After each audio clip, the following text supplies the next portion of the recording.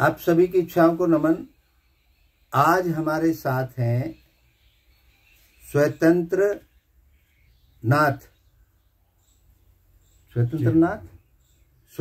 नाथ जी महाराज, जिन्होंने इंग्लिश में पीएचडी कर रखी है, अपना गृहस्थ जीवन जिया और अभी जो निर्माणाधीन राम मंदिर है इसके महंत हैं।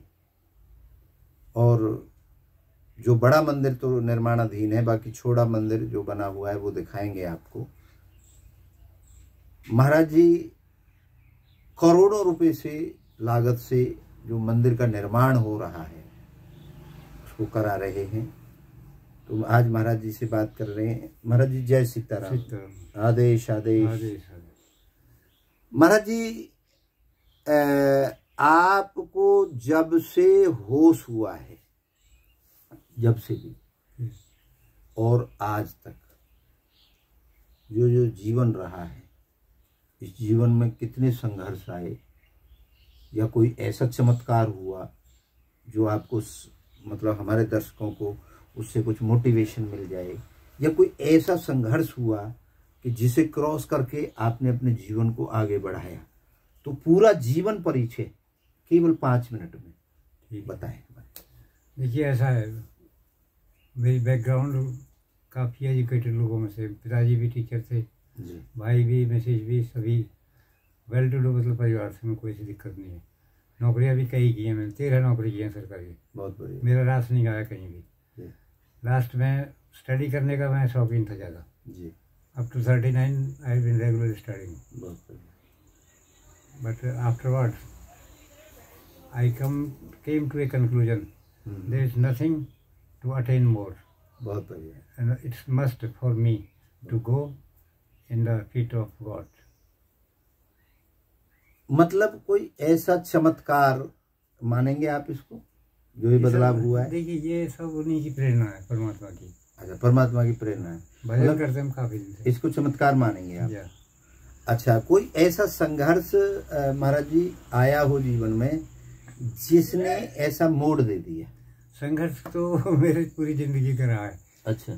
दूसरी बात एक और खास जो जिसकी कारण मैं अलग हटा दुनिया से, मैं जिद्दी स्वभाव का। ठीक है। मैंने कभी झुकना नहीं सीखा जिंदगी में। बहुत बढ़िया।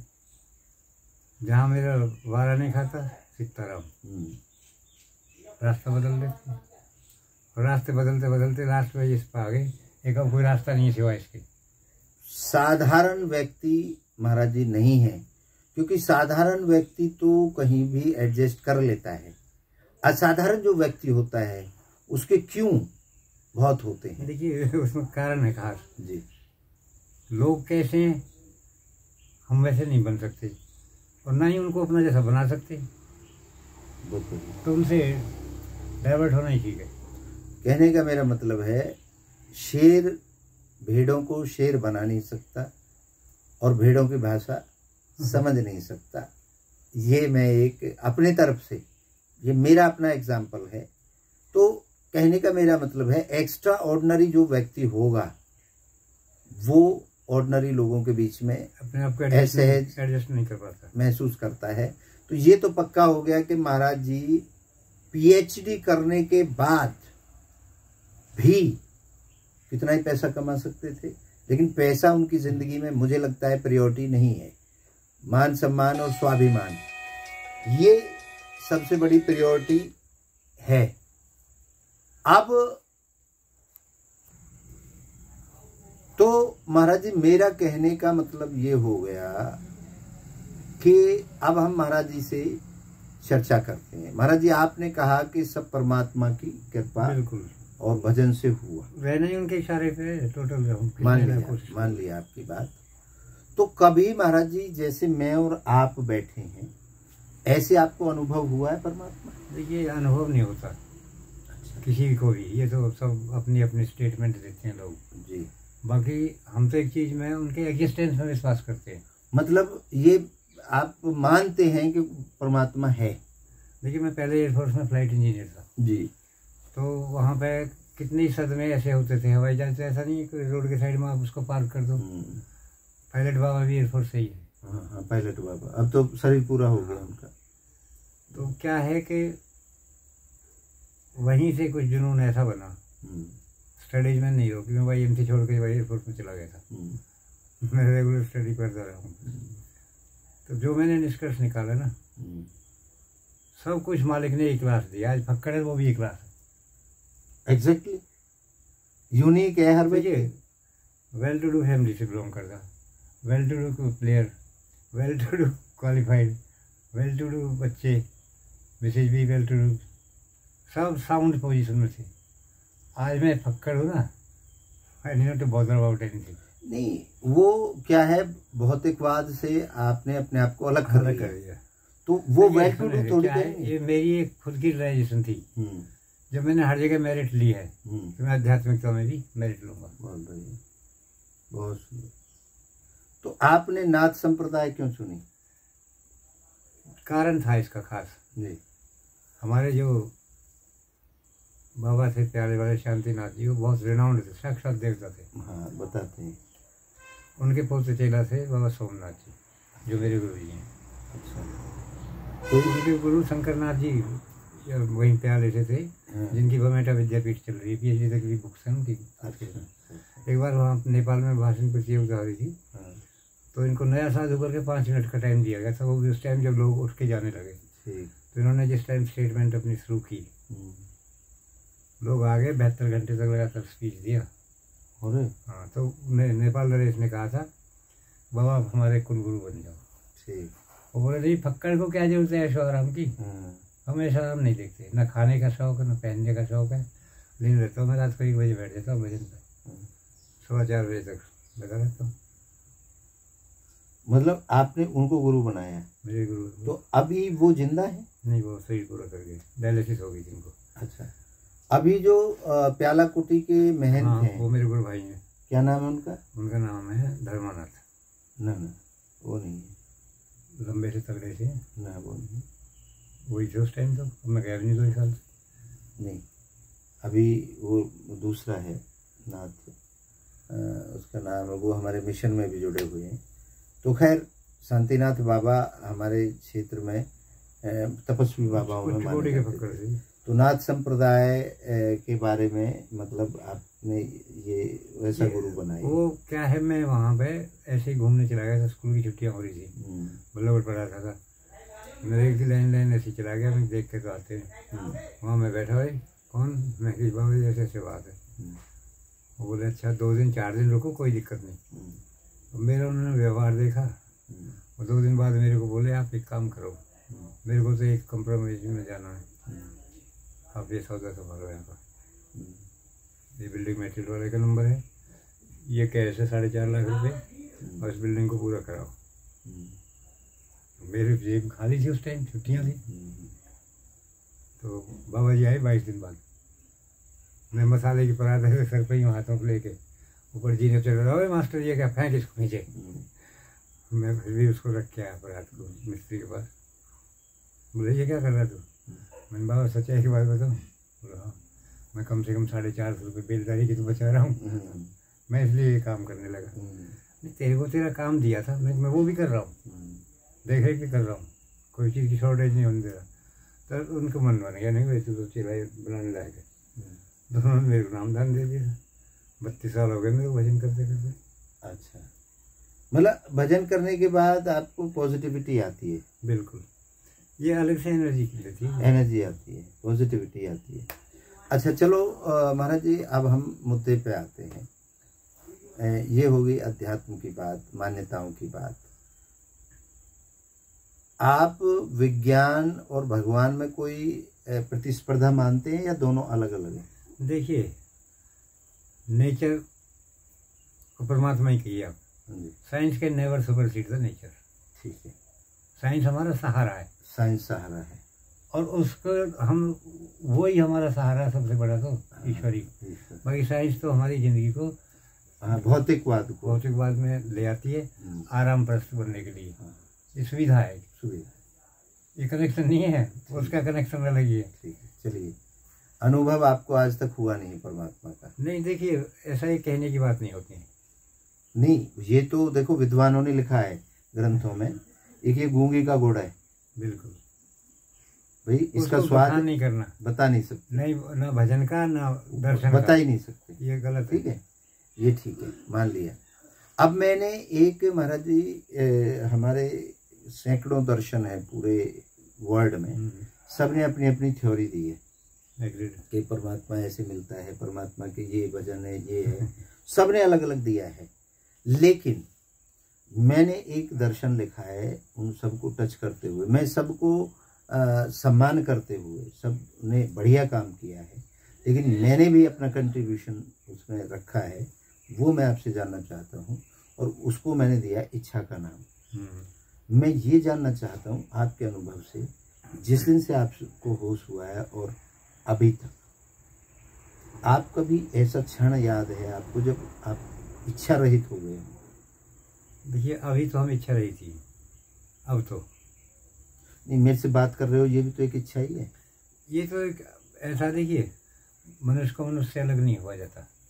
नहीं, मैं ये कह रहा हूँ कि आप भगवान का नाम ले रहे हो, ये भी तो इच्छा ही है भगवान का नाम लेने सब उनकी इच्छा से होता है, हमारी कोई इच्छा नहीं। मैं उनकी, आपकी, किसकी, मैं इसमें नहीं जा रहा हूँ। मैं ये जानना चाह रहा हूँ आपसे, केवल कभी आपको ऐसा पल महसूस है कि आप इच्छा रहित हो गए हो? देखिए ऐसा है, इच्छा कहो, उम्मीद कहो, यही सबसे बड़ा दुख का कारण होता है। अरे भाई, मैं दुख और सुख पूछ ही नहीं रहा, मैं केवल इतना जान रहा हूँ आपसे, क्या है क्या नहीं है, उसमें अभी हम जा नहीं रहे, उसमें जाएंगे जब बात करेंगे। मैं ये आपसे जानना चाहता हूँ कि कभी कोई पल ऐसा याद हो कि मैं उस समय इच्छा रहित हो गया था? देखिए फिलहाल मैं इच्छा रही थी। अरे अच्छा, आपकी जो सांस आ रही है, मैं इसको इच्छा मानता हूँ, इच्छा से आ रही है। अभी मैं आपके नाक और मुंह बंद कर दूं, ठीक, ठीक है। बॉडी के अंदर जितनी भी मूवमेंट हो रही है, पलक झपक रहे हो, देख रहे हो, सांस चल रही है, ये सब सारा सिस्टम ठप है। ये सब इच्छा है। पता कब चलेगा? जब आपको बंद करेंगे, तब आपको होगी मुझे इच्छा है, मुझे चाहिए। लेकिन ये क्या है? ये तो मूवमेंट चल रही है।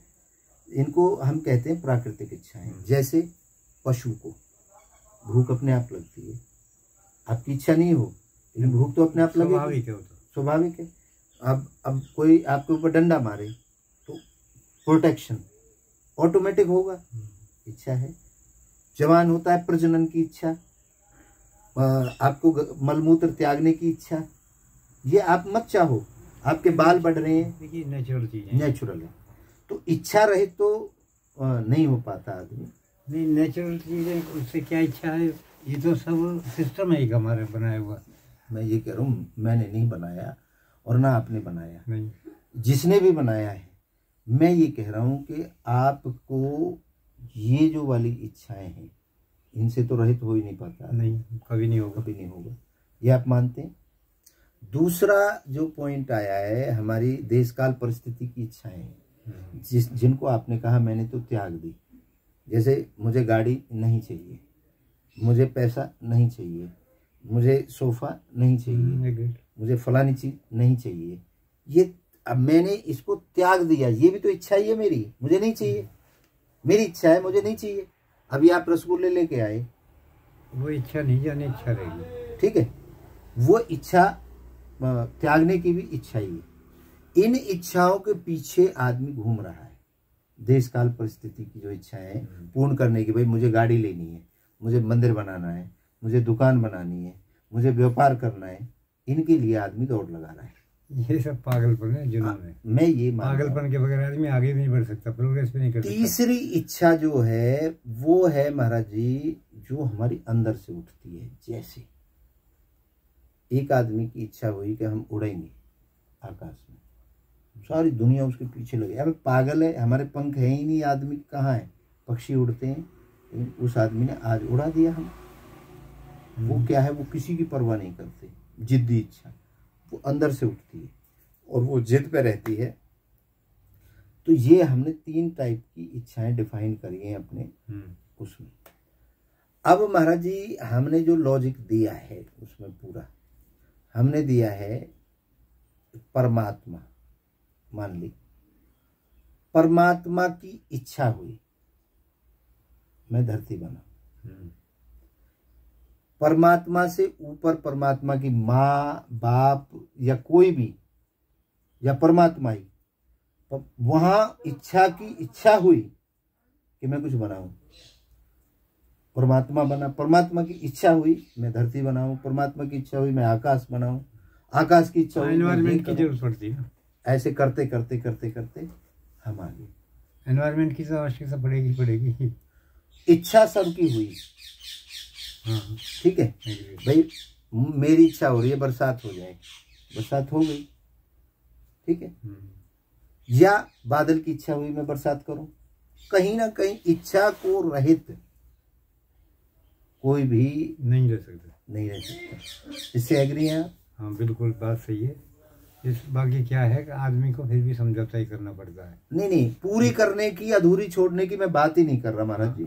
मैं ये कह रहा हूँ इच्छा खत्म नहीं होती। अच्छा, इच्छा को हम इच्छा ये खत्म नहीं होती है।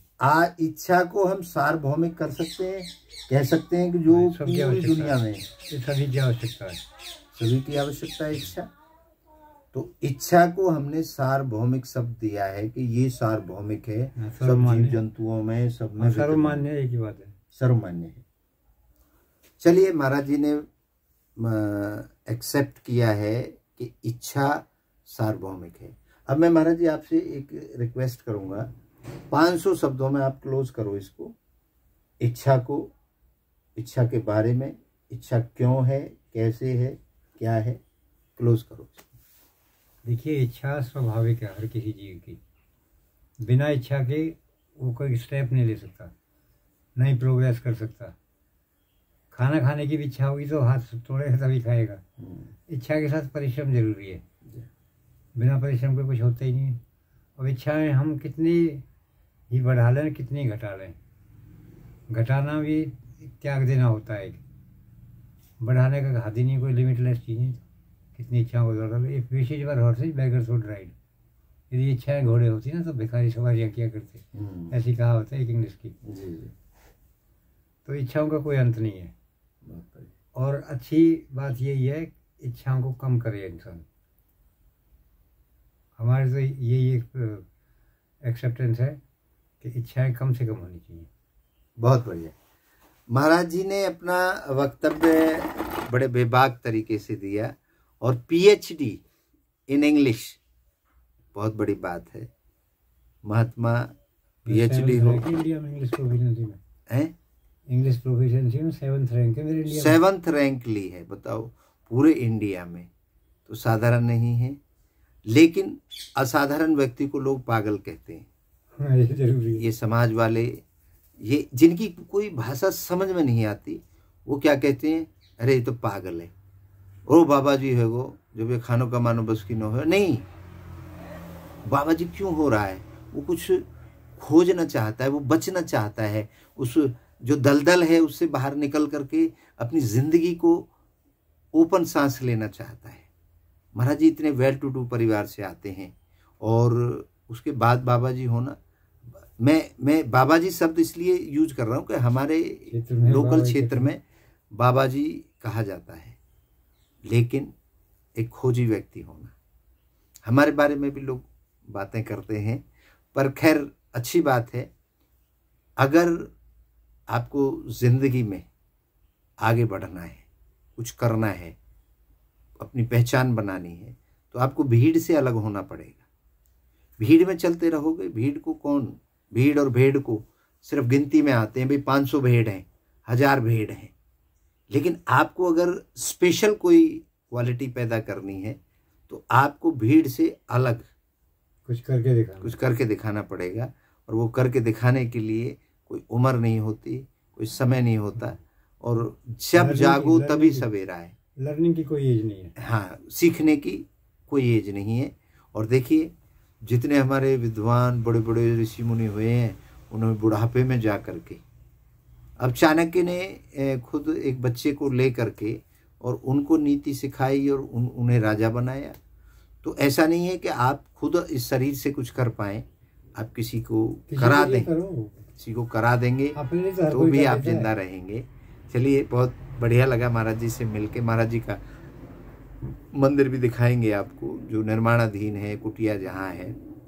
और संत सुरक्षा मिशन के पदाधिकारी भी महाराज जी को हम बनाएंगे।